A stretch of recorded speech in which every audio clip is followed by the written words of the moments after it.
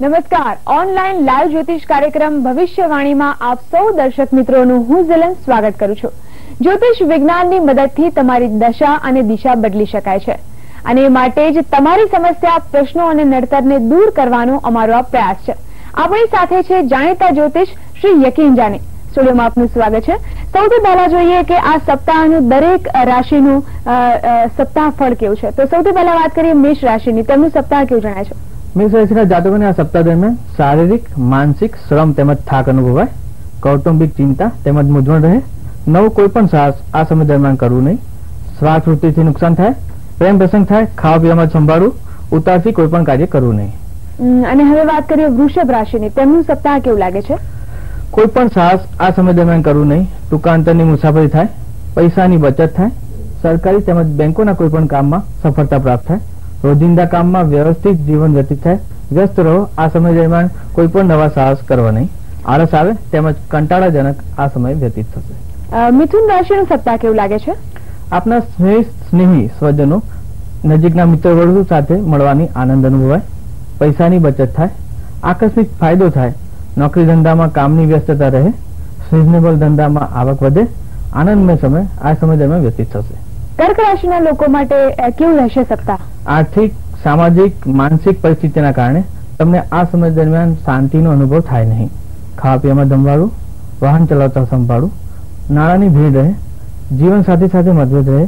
ટૂંકમાં આ સમય તમારા માટે કપરો છે। શાંતિથી એકદમ મૌન રીતે આત્મમંથન સાથે આ સમય પસાર કરવો।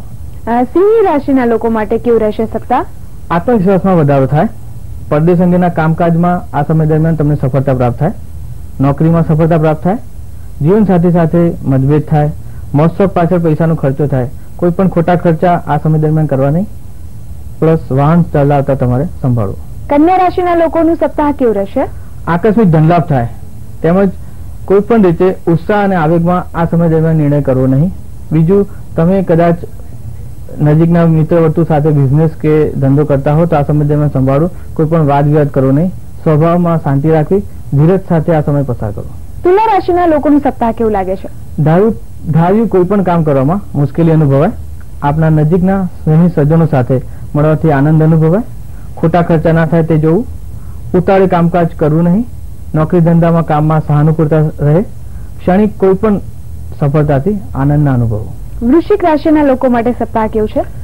ધાર્યા કરતા આ સમય દરમિયાન તમને ઘણું સારું ફળ મળશે, સારી સફળતા પ્રાપ્ત થશે, બહારગામ જવાનું થાય, કૌટુંબનું વાતાવરણ સુખમય રહે, શહેરોના કામકાજમાં તમને સારી સફળતા પ્રાપ્ત થાય, ઘણા લાંબા સમયથી ફસાયેલા નાણાં આ સમયમાં પરત આવે, નવા મકાન કે વાહનમાં તમારા પૈસાનું ઇન્વેસ્ટમેન્ટ થાય, ભૌતિક સુખ સાધનમાં વધારો થાય તેમજ હૃદય મન આ સમય દરમિયાન પ્રફુલ્લિત રહે। ધન રાશિના લોકો માટે કેવું લાગે છે સપ્તાહ? નાણાકીય લેવડ દેવડથી સંભાળવું, કોર્ટ કચેરીના કામમાં સફળતા મળે, આ સમય તણાવપૂર્ણ રહે પણ તે છતાં પણ તમારા કાર્યો આ સમયમાં ઘણી હિંમત બાદ પરિપૂર્ણ થાય। સપ્તાહના અંતમાં સમય સુધરે છે, સપ્તાહના અંતમાં તમારો સમય સારો છે, પણ ઉતાળી કોઈ પણ નિર્ણય આ સમય દરમિયાન કરવો નહીં। મકર રાશિના લોકો માટે સપ્તાહ કેવું લાગે છે? પત્ની કે ધંધામાં ભાગીદાર સાથે મતભેદ થઈ શકે છે, શાંતિથી કુનેથી આ સમય પસાર કરો, વાદ વિવાદમાં ઉતરવું નહીં, રચનાત્મક કાર્યો થાય, ભાગ્યનો ઉદય થતો જણાય પણ થાય નહીં, સમયનો રાહ જુઓ, થોડા સમય બાદ ફરીથી એ સમયમાં તમને આત્મવિશ્વાસ અને કોન્ફિડન્સ વધશે, પૈસાની બચત થાય, ધર્મના કાર્યમાં સફળતા પ્રાપ્ત થાય। કુંભ રાશિના લોકો માટે સપ્તાહ કેવું છે? આ સપ્તાહમાં ધાર્યું દરેક કાર્ય તમારા માટે પરિપૂર્ણ થશે, ખાવા પીવામાં, સોના ચાંદી તેમજ દરેક કોઈ પણ ધંધામાં આવક વધે, એનો ખરીદી પણ થઈ શકે છે, યશ માન પ્રાપ્ત થાય, શક્ય હોય તો આ સમયમાં મુસાફરી ટાળો, સમય મુજબ કામ કરવાથી સફળતા પ્રાપ્ત થશે, આનંદ ઉલ્લાસમાં વધારો થાય અને ઉત્તર આ સમય દરમિયાન તમારી પ્રગતિ થાય। અને હવે છેલ્લે વાત કરીએ મીન રાશિની, તેમનું સપ્તાહ કેવું રહેશે? વધુ પડતા પૈસા ખર્ચવાના કારણે તમારી માનસિક પરિસ્થિતિ હણાય, હસી ખુશીનું વાતાવરણ રાખવાથી આનંદ ઉલ્લાસમાં વધારો થશે, વડીલોની સલાહ મુજબ કામ કરવું, ભૂતકાળની યાદો તાજી ન કરવી, જેનાથી તમને ગેરસમજ થઈ છે એની સાથે ખુલાસો કરી લેવો, જેથી કરીને આગળ પ્રોબ્લેમ ના રહે, તેમની સાથે નિખાલસતા રાખો। ટૂંકમાં આ સમય આત્મમંથનનો છે, આત્મમંથન કરીને આ સમયને સારી રીતે પસાર કરો। તો આ હતું 12 રાશિઓનું આ સપ્તાહનું રાશિફળ। અને હવે આગળ વાત કરીશું લોકોના જ્યોતિષને લગતા પ્રશ્નોની, પણ તે પહેલા સમય છે એક નાનકડા વિરામ।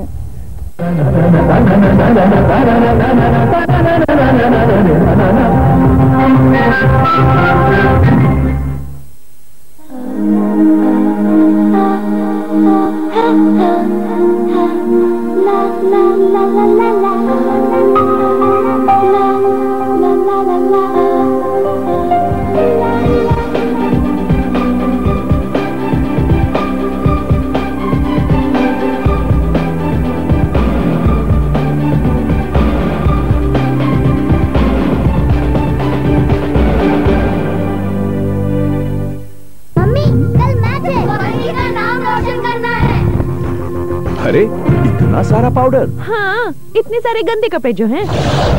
चौंक गए? हाँ। ये है टाइड। 2 नहीं, सिर्फ 1 चम्मच काफी है बाल्टी भर कपड़े धोने के लिए।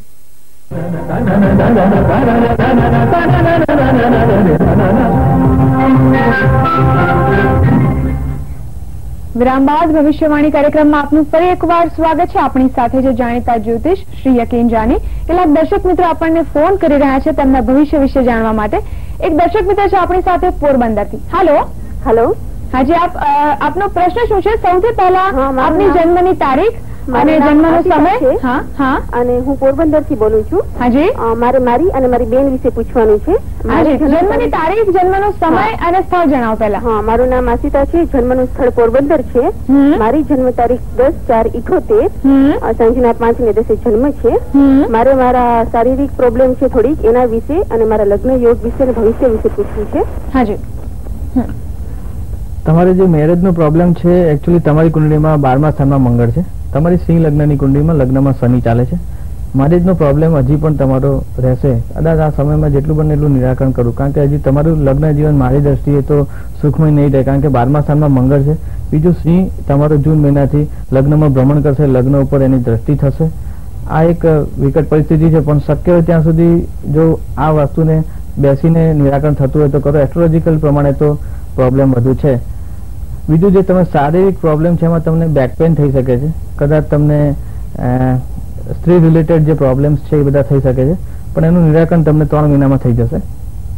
આ એક સમય ગ્રહોના પ્રમાણે જ છે. માત્ર 3 મહિના સુધી તમને હજી શારીરિક પ્રોબ્લેમ રહી શકે છે, પણ શારીરિક પ્રોબ્લેમ તો 3 મહિના બાદ તમને રિમૂવ થશે. પણ જે તમારા પતિ સાથે મતભેદની વાત છે, કદાચ વધારે વિકટ થાય ને આ સમયમાં કદાચ તમારે છૂટા પણ થવું પડે. બીજા એક દર્શક મિત્ર છે આપણી સાથે. હાલો. હા. હાજી, આપનો પ્રશ્ન જણાવો તે પહેલા આપના જન્મની તારીખ, જન્મનું સ્થળ અને સમય જણાવો. હા, મારું નામ. હાલો. હાજી, બોલો. મારી જન્મ તારીખ છે 14/10/80. પછી જન્મ સ્થળ છે વિસનગર. અને જન્મ સમય છે 10:34. હાજી. સવારનો. હા. હવે આપનું નામ અને પ્રશ્ન જણાવો. તમને સાંભળો. હાલો. હલો. હાજી, આપનું નામ અને પ્રશ્ન જણાવો. મારી બેબી નું નામ નૂતન છે. હા, એને સગાઈ યોગ એમ કે ક્યારે છે? યોગ ચાલુ જ છે. તમારી બેબીના યોગ ચાલુ જ છે, અને માત્ર 2 મહિનાની અંદર તમે જેટલી પણ જગ્યાએ વાતોચીતો ચાલુ રાખી હશે એ સમયમાં 2 મહિનામાં જ થઈ જશે. મેક્સિમમ જુલાઈ સુધીમાં તમારી બેબીના મેરેજના યોગ છે. પણ મેરેજ બાય ચોઇસના યોગ છે, એટલે પસંદગીનું પાત્ર મળી શકે છે. એટલે એવું નથી કે લવ મેરેજ છે કે ભાગી જઈને મેરેજ કરવા. પસંદગીનું પાત્ર એટલે કદાચ તમારા જ નજીકના વર્તુળમાં કે મિત્ર વર્ગમાંથી સારો એવું પાત્ર એ પસંદ કરીને તમે મેચ કરો. પણ પસંદગીના મેરેજ છે, 2 મહિનામાં મેરેજ થઈ જશે. બીજા પણ એક દર્શક મિત્ર છે આપણી સાથે. હાલો. હાલો. હેલો. હાજી, આપનો પ્રશ્ન જણાવો તે પહેલા આપની જન્મની તારીખ, જન્મનું સ્થળ અને સમય જણાવો. જન્મ તારીખ 3/10/1986. હાજી.